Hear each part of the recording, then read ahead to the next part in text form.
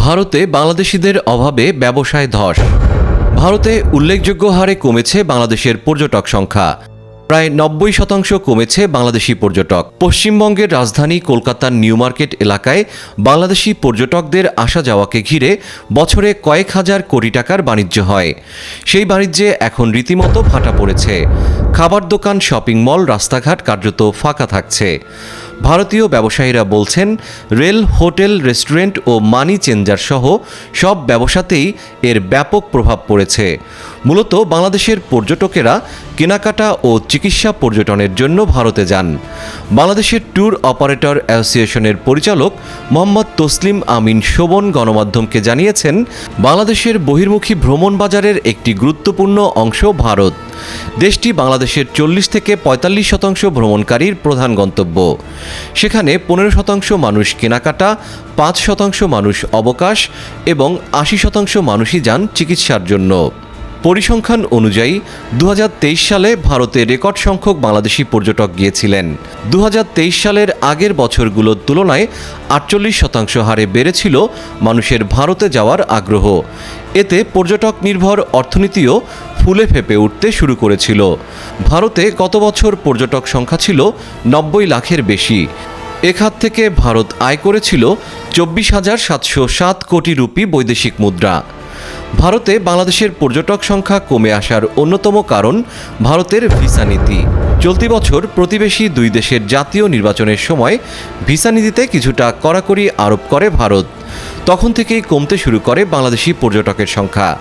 এছাড়া বাংলাদেশের ছাত্র জনতার আন্দোলনের পর ভিসা কার্যক্রম সীমিত করে ভারত। এতেই তলানিতে নেমে এসেছে বাংলাদেশি পর্যটকের সংখ্যা। বর্তমানে চিকিৎসা সংক্রান্ত ছাড়া দেশটি সব ধরনের ভিসা অনুমোদন স্থগিত করেছে। বাংলাদেশি পর্যটক নিয়ে ভারতীয় গণমাধ্যম ইকোনমিক টাইমসে প্রকাশিত এক প্রতিবেদনে বলা হয়েছে, যে কোনো উৎসবের আগে বাংলাদেশি ভ্রমণকারীদের কাছে পছন্দের শপিং হাব কলকাতা। এদিকে সিকিম, উত্তর পূর্ব ভারত ও কাশ্মীর ভ্রমণের ক্ষেত্রে এদেশের মানুষের পছন্দের তালিকায় একেবারে উপরের দিকে আছে। চিকিৎসা পর্যটনের ক্ষেত্রে ভারত শীর্ষ 10টি দেশের মধ্যে রয়েছে। এনডিটিভিতে প্রকাশিত এক জরিপের তথ্য বলছে, বাংলাদেশ থেকে প্রতি বছর 3 লাখের বেশি মানুষ চিকিৎসা ও পর্যটনে ভারতে যান।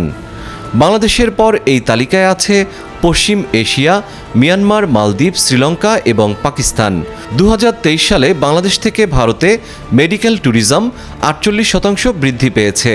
2023 সালে ভারতে মোট 90 লাখ পর্যটকদের মধ্যে বাংলাদেশি পর্যটকের সংখ্যা ছিল 22.5% বেশি, যা কোনো একক জাতীয়তার সবচেয়ে বড় শতাংশের প্রতিনিধিত্ব করে। ইন্ডিয়ান অ্যাসোসিয়েশন অব ট্যুর অপারেটরসের পশ্চিমবঙ্গের চেয়ারম্যান দেবজিৎ দত্ত জানান, সাম্প্রতিক সংকট শুরু হওয়ার পর থেকে বাংলাদেশ ও ভারতের মধ্যে যাতায়াত প্রায় বন্ধ হয়ে গেছে। তিনি বলেন, সরকার সাধারণ ভিসা দেওয়া বন্ধ করে দিয়েছে, এখন শুধু চিকিৎসা ভিসা দেওয়া হচ্ছে। এতে পশ্চিমবঙ্গের হাসপাতালের পাশাপাশি ট্রাভেল অপারেটর, হোটেল ও গেস্ট হাউসের ব্যবসা কমেছে প্রায় 90%। সংশ্লিষ্টদের মতে, বাংলাদেশের প্রতি 100 জন পর্যটকের মধ্যে প্রতিবেশী ভারতে যেতে চান 50 থেকে 55 জন পর্যটক।